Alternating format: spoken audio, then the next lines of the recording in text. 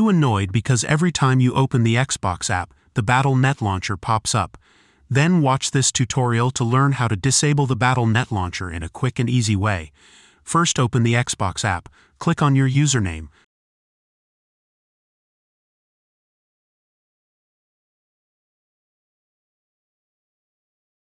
Click on Settings.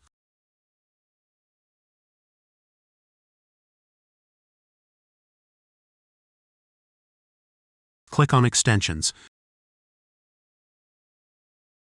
Locate Battle.net.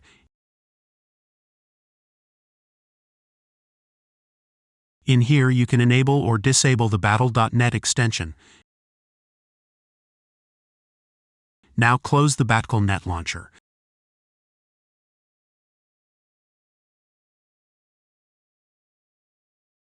If this tutorial helped you, don't forget to like and subscribe. Thanks for watching.